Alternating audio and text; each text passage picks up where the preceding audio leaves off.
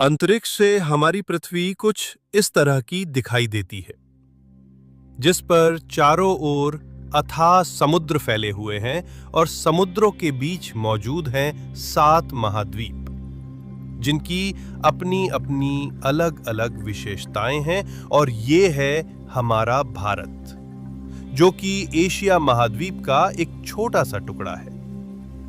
भारत की ज्योग्राफी इतनी विशेष है कि ये हमारे लिए किसी वरदान से कम नहीं, क्योंकि भारत के उत्तर में हिमालय की ऊंची ऊंची पर्वतमालाएं खड़ी हैं। हिमालय की ऊंची ऊंची पहाड़ियां नॉर्थ पोल से आ रही ठंडी साइबेरियन हवाओं से हमारी रक्षा करती हैं। हिमालय की वजह से भारत में मॉनसून में हैवी बारिश होती है और हिमालय से निकलने वाली नदियां भारत की सूखी पड़ी भूमि की प्यास बुझाती हैं। लेकिन अतीत में भारत की ज्योग्राफी ऐसी बिल्कुल भी नहीं थी जैसी कि आज है। अतीत में भारत एशिया महाद्वीप का हिस्सा कभी था ही नहीं। आज पृथ्वी पर जिस जगह पर भारत है, वहां पर अतीत में कभी गहरा और विशाल समुद्र हुआ करता था, जिसका नाम था टेथिस ओशियन। करोड़ों साल पहले भारत समुद्र में तैरता हुआ एक आइलैंड था, जो कि चारों ओर से पानी से घिरा हुआ था, जो कि तेजी से एशिया महाद्वीप की ओर बढ़ता ही जा रहा था और भारत का लैंडमास टेथिस सी को खत्म करता जा रहा था। भारत के निर्माण की कहानी सच में अद्भुत है कि कैसे करोड़ों सालों में भारत के लैंडमार्क्स ने हजारों किलोमीटर का सफर तय किया। पृथ्वी की वो कौन सी शक्तियां हैं जिन्होंने भारत का निर्माण किया। नमस्कार दोस्तों, मैं हूं रंजीत राठौर। स्वागत करता हूं आपका इस वीडियो में। भारत के बनने की कहानी आज से 20 करोड़ साल पहले शुरू होती है। आज धरती पर जितने भी कॉन्टिनेंट्स मौजूद हैं, Asia, Africa, north America, south America, Antarctica, Europe और ऑस्ट्रेलिया, ये सभी कॉन्टिनेंट्स आज से करीब 20 करोड़ साल पहले आपस में जुड़े हुए थे। उस समय धरती पर सिर्फ एक ही कॉन्टिनेंट मौजूद था, पजिया, और आज दिखाई देने वाले 7 महाद्वीप पजिया कॉन्टिनेंट में कुछ इस प्रकार से जुड़े हुए थे, जिसमें आप अपने भारत को भी देख सकते हो। इस समय पजिया सुपर कॉन्टिनेंट पर अलग अलग प्रजातियों के जीवों का पैंजिया सुपर कॉन्टिनेंट की दुनिया आज से बिल्कुल अलग थी। पैंजिया कॉन्टिनेंट के जो हिस्से समुद्र से सटे हुए थे, उन पर कुछ किलोमीटर अंदर तक हरियाली छाई हुई थी और बड़े बड़े जंगल मौजूद थे, क्योंकि किनारों पर अधिक बारिश होती थी। लेकिन पैंजिया इतना विशाल था कि इसके मध्य में हमेशा सूखा बना रहता, जहां कभी भी बारिश नहीं होती। उस वजह से मध्य की जमीन बंजर और वीरान थी, जहां धूल के तूफान उठते थे। करीब 20 करोड़ साल पहले पैंजिया सुपर कॉन्टिनेंट 2 बड़े भागों में टूटने लगा, जिससे 2 नए सब कॉन्टिनेंट्स बने। पहला सब कॉन्टिनेंट बना लोरेशिया, जिससे आगे चलकर एशिया, यूरोप और नॉर्थ अमेरिका बने।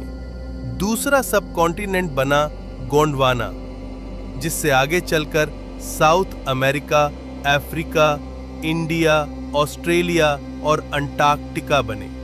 जब पैंजिया लोरेशिया और गोंडवाना में टूट रहा था, तो इनके बीच एक समुद्र बनने लगा, जिसे वैज्ञानिकों ने टेथिस ओशियन का नाम दिया। अब सवाल उठता है, वैज्ञानिकों को ये सब कैसे पता चला? तो इसका उत्तर है, 20वीं सदी की शुरुआत में जर्मन वैज्ञानिक अल्फ्रेड वेगनर ने देखा कि साउथ अमेरिका का पूर्वी तट अफ्रीका के पश्चिमी तट से बिल्कुल मेल खाता है, जैसे 2 पजल पीस। अफ्रीका के साथ मेडागास्कर और फिर इंडिया भी इस पजल का हिस्सा लगता है। अगर आप दुनिया का मैप देखें तो आपको दिखाई देगा कि कई देशों के समुद्री तट एक दूसरे के साथ पजल पीस जैसे दिखाई देते हैं, जैसे ब्राजील और अफ्रीका। वैगनर ने न सिर्फ ज्योग्राफी पर ध्यान दिया, बल्कि उन्होंने ये भी नोटिस किया कि अलग अलग कॉन्टिनेंट्स के किनारों पर मौजूद फॉसिल्स एक दूसरे से मेल खाते हैं। अलग अलग कॉन्टिनेंट्स के बॉर्डर पर समान फॉसिल्स का मिलना दर्शाता है कि अतीत में ये एक ही महाद्वीप का हिस्सा थे। बाद में वैज्ञानिकों ने फॉसिल्स की तुलना कर ये निर्धारित किया कि कौन सा फॉसिल किस कॉन्टिनेंट से मेल खाता है। इससे उन्होंने एक ऐसा मैप बनाया जिसमें उन कॉन्टिनेंट्स को जोड़ा जिनमें फॉसिल समान, कुछ एक दूसरे से दूर जा रही हैं तो कुछ एक दूसरे की ओर बढ़ते हुए आपस में टकरा रही हैं। कोई प्लेट इतनी बड़ी होती है कि उसके नीचे मौजूद हीट को बाहर निकलने के लिए कोई रास्ता नहीं मिलता, तो वो हीट उस प्लेट की क्रस्ट पर इतना प्रेशर लगाती है कि क्रस्ट को तोड़कर बाहर निकल आती है, जिसे हम ज्वालामुखी भी बोलते हैं। अब कॉन्टिनेंटल ड्रिफ्ट की इस प्रक्रिया में कुछ प्लेट्स एक दूसरे से दूर जाती हैं तो कुछ एक दूसरे में मर्ज होती हैं। जब दो प्लेट्स आपस में मर्ज होती हैं तो एक प्लेट नीचे खिसकती है और दूसरी प्लेट उसके ऊपर की ओर। जो प्लेट नीचे जाती है उसके रॉक्स पिघलकर लावा में बदल जाते हैं और पृथ्वी के अंदर ये प्रक्रिया लगातार चलती रहती है, जिससे उन दोनों प्लेट्स के ऊपर मौजूद कॉन्टिनेंट्स एक दूसरे के पास आते जाते हैं। इन दोनों कॉन्टिनेंट्स के बीच मौजूद समुद्र की दूरियां कम होती जाती हैं और एक समय ऐसा आता है कि दोनों कॉन्टिनेंट्स आपस में टकरा जाते हैं और एक सुपर कॉन्टिनेंट बना देते हैं। पजिया सुपर कॉन्टिनेंट पहले दो हिस्सों में टूटा, लोरेशिया और गोंडवाना। कुछ करोड़ सालों के बाद ये दोनों सुपर कॉन्टिनेंट्स भी अलग अलग कॉन्टिनेंट्स में विभाजित होने लगे। साउथ अमेरिका अफ्रीका से दूर चला गया, नॉर्थ अमेरिका यूरोप से दूर चला गया, ऑस्ट्रेलिया अंटार्कटिका से अलग हो गया और आज से करीब 14 करोड़ साल पहले भारत अफ्रीका के साउथ ईस्ट से अलग हो गया। इस घटना से कहीं पर बड़ी बड़ी वैली बनने वाली थी तो कहीं पर बड़ी बड़ी पर्वतमालाएं। जिस जगह से प्लेट्स एक दूसरे से दूर जा रही थीं, वहां पर बड़ी बड़ी घाटियां बनी और जिस जगह पर दो प्लेट्स आकर मर्ज हो रही थीं, वहां पर पर्वतमालाएं बनी। ऐसा इसलिए हुआ कि जब दो प्लेट्स एक दूसरे से मर्ज हुईं, तो एक प्लेट दूसरी के ऊपर चढ़ने लगी और ऊपर उठने लगी, जिससे बड़ी बड़ी पर्वत श्रृंखलाएं खड़ी हो गईं। जिस तरह पृथ्वी पर पर्वतमालाएं बन रही थीं, उसी तरह जिस जगह से दो प्लेट्स टूटकर अलग हुई थीं, वहां पर बड़ी बड़ी घाटियां बन गईं, जैसे कि एरिज़ोना में ग्रैंड कैनियन। ग्रैंड कैनियन करीब 450 किलोमीटर तक फैली हुई है, जिसकी चौड़ाई 20 किलोमीटर है और इसकी गहराई लगभग 2 किलोमीटर है। आज से करीब 14 करोड़ साल पहले भारत गोंडवाना लैंड का हिस्सा था, जिससे अलग होकर भारत धीरे धीरे एशिया की ओर बढ़ने लगा। करोड़ों सालों तक भारत की भूमि ने एशिया की ओर अपना सफर जारी रखा। आमतौर पर टेक्टोनिक प्लेट्स एक साल में 5 सेंटीमीटर तक खिसकती हैं, लेकिन भारत की एशिया की ओर बढ़ने की गति नॉर्मल से 4 गुना ज्यादा थी। भारत करीब 20 सेंटीमीटर प्रति साल की दर से एशिया की ओर बढ़ रहा था। दरअसल भारत इतनी तेजी से इसलिए लोरेशिया के एशिया की ओर बढ़ रहा था क्योंकि गोंडवाना लैंड के नीचे बहुत बड़े बड़े प्लूम्स थे। पृथ्वी के अंदर इस तरह के प्लूम्स बनते हैं।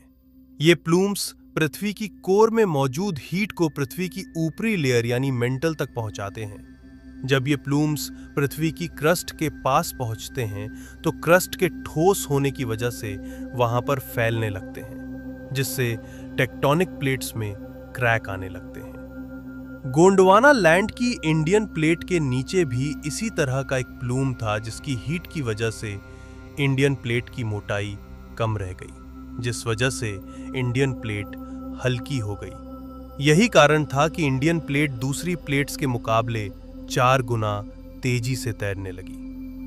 आज से करीब 5 करोड़ साल पहले भारत एशिया से टकरा गया। इस टकराव की वजह से हिमालय का निर्माण होने लगा। इंडियन प्लेट लगातार एशियन प्लेट के नीचे धंसती जा रही है, जिस वजह से हर साल हिमालय की कुछ सेंटीमीटर ऊंचाई बढ़ जाती है।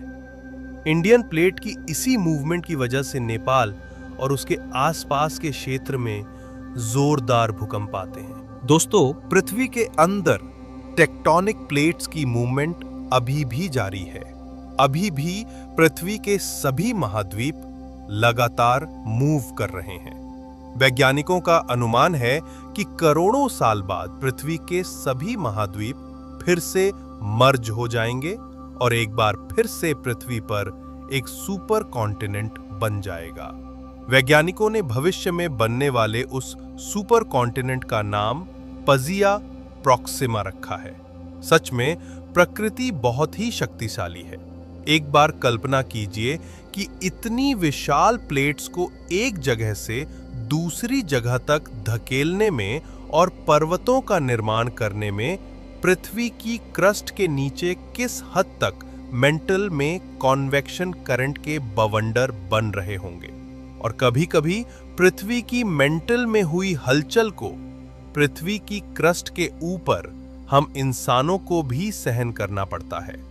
जब 2 प्लेट्स के जंक्शन एक दूसरे से टूटते हैं तो पृथ्वी की सतह इतनी जोर से डोलती है कि विनाशकारी भूकंप आने लगते हैं।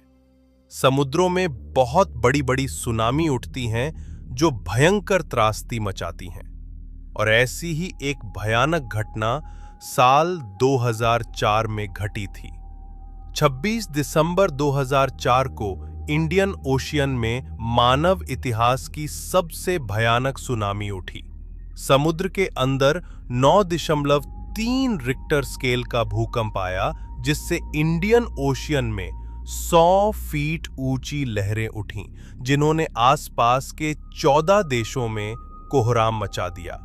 वो भूकंप इतिहास का सबसे ज्यादा देर तक रिकॉर्ड किया जाने वाला भूकंप था, जो 10 मिनट तक चला।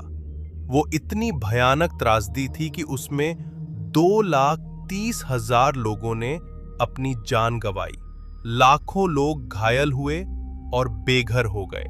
दोस्तों, सच में पृथ्वी के अंदर घट रही घटनाएं बहुत ही शक्तिशाली हैं। लेकिन अगर हम पृथ्वी के निर्माण की शुरुआत से लेकर अभी तक के सफर को देखें, तो वास्तव में पृथ्वी पर ऐसी ऐसी चमत्कारी और विनाशकारी घटनाएं घटी हैं, जिनकी बदौलत आज पृथ्वी पर जीवन फल फूल रहा है।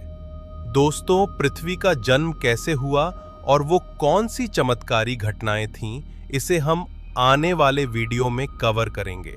वीडियो अच्छा लगा हो तो सब्सक्राइब जरूर करें। शुक्रिया।